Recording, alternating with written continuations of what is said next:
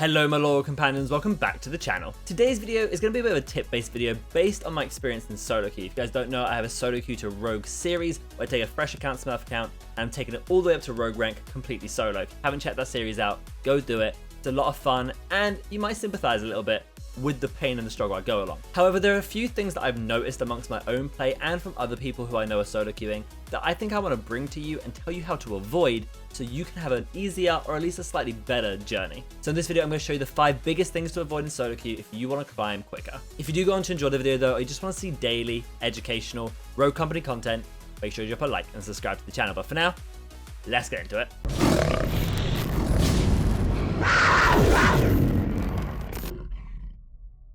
So starting off with tip number 1 is going to be something that I think we're all very familiar with and we've all had the struggle of dealing with, but I want to expand on it ever so slightly, and that is going to be not to fully rely on your teammates. We all know that people have bad games, or we just get those teammates who are not quite at the same level of us, whether that because matchmaking isn't working or the player base is too small, I don't know, but the problem definitely lies there. That means that when you load up into a solo queue game, you have to be prepared to carry with the whole weight of the team on your shoulders. You can't rely on one person or your teammates to coordinate around you and do the things that you know they should do, but they end up not doing. There's a few different elements to this that I do want to touch on, but the first is going to be not to pick a rogue that has no carry potential. Yes, every rogue is viable and every rogue has their place, but when you talk about things like Saint or Trench, these are more supportive or defendery utility type rogues who are not really going to be there to hard carry you. They don't have the aggressive utility, they don't have the clutch pick potential, and that's kind of what you need if you're trying to carry a solo queue game.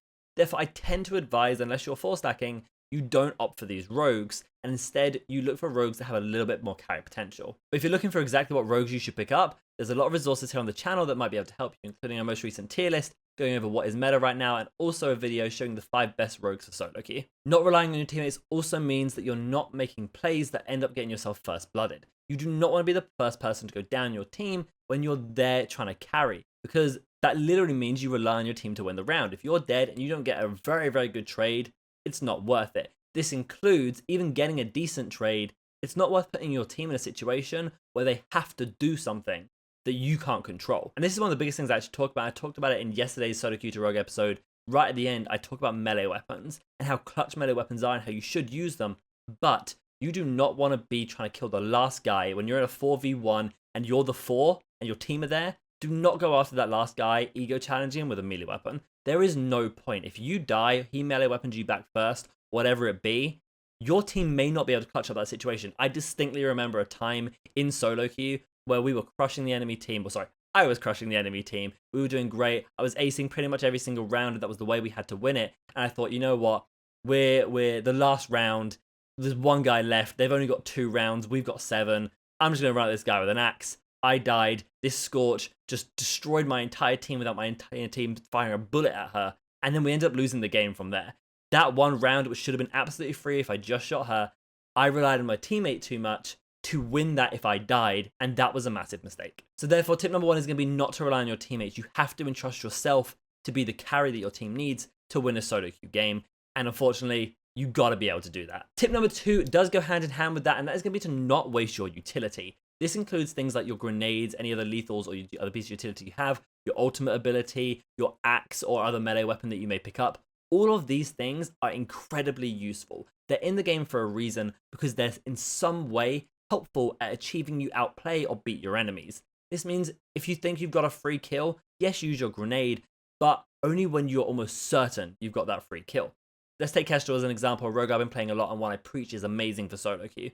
I would not recommend Kestrel ulting unless you are guaranteed you can get the free kill off of that. I see it so many times where Kestrels with their ults, and that is such a massive part of your sort of kit gone down and your carry potential removed. Now, if you have a rechargeable ability such as Seeker's Arrow, then yes, using it for some intel might be good, or Talon Dart, of course, you can throw that around, although do try not to get it destroyed. But another big thing about not wasting utilities, also recognizing enemy utility on the ground, picking that up and using it to your advantage.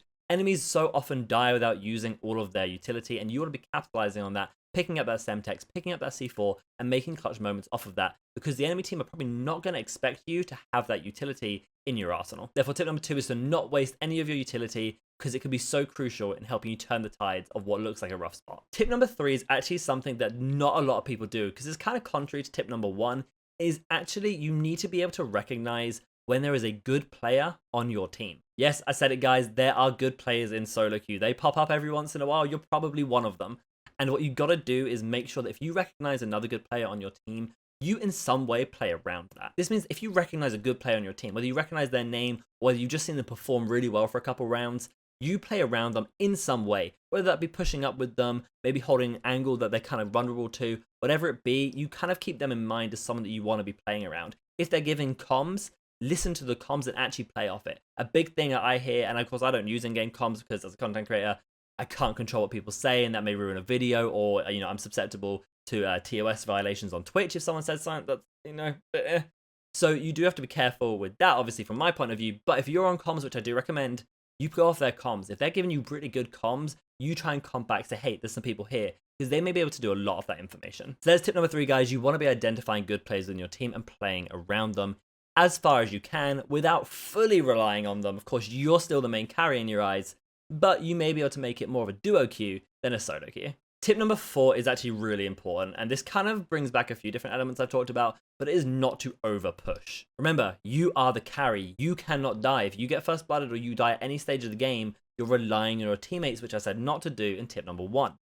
Therefore, over pushing something is really, really dangerous. Yes, of course, when you get a kill, you want to move off that momentum, but it takes a very good player to be able to ace an entire team consistently. And the biggest thing that helps me do that is information. Information is so important to me. I need to know where people are, whether it be through my audio, whether it be through other pieces of information I've gathered throughout the game, such as, hey, my team has died over at A, I'm sitting on B, I've just killed 2 people at B, it's likely the other 2 are either coming up to me from A, or maybe they're not, and I've got to sort of figure out where they are and move towards them. Playing off of good information and not over pushing when you don't have that information is really, really important. It's why I actually recommend Intel rogues as being a really good option currently for solo queue, but other rogues who have a lot of survivability, such as Kestrel with those stim shots, are really good too, because what it means is if you get yourself in a bad situation, you can kind of bait yourself out a little bit, stim to gain health, and then you have that information because you baited yourself a little bit. Of course, this is risky and you have to be really confident, but when you combine all the tips I just mentioned about not relying on your teammates,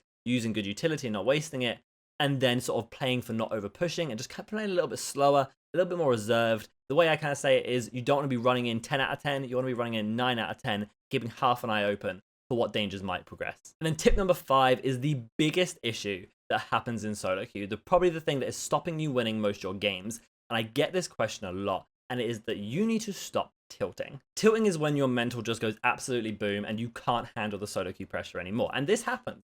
People come into my stream all the time and ask, how are you doing a solo queue to rogue series? Do you not go insane? My first answer is yes, I'm going insane all the time, but it's kind of funny that you guys enjoy it.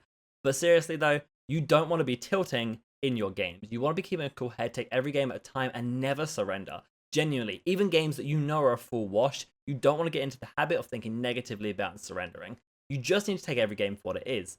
Sometimes you're going to win, sometimes you're going to lose, and sometimes you're going to be the difference between that win or loss, and you have to step up to do it. You're not going to climb in solo queue unless you put in a good amount of effort and work, and unfortunately, if your mental goes boom and you start tilting, you're not going to be at the same level, you're not going to be happy with the games, and everything just snowballs into feeling worse and worse until you just alt F4 and you're not going to play the game anymore. So therefore, I want you to try and keep a cool, level head, take every game as its own. If you had a bad one and it's really getting to you, take a break. Just stop, take 10 minutes, take 20 minutes, take an hour, whatever it is, and just take that moment to regain your cool and go into the next game, guns blazing and carrying your team. Okay then guys, that takes us to the end of the video, and if you did enjoy, make sure you leave a like and subscribe to the channel. You can also come follow me on twitch.tv/RADTHARGAMING to see live gameplay commentaries, guides, Q&As, and the solo queue journey itself. All the links you're needed down in the description below, but for now, I hope you have a fantastic day.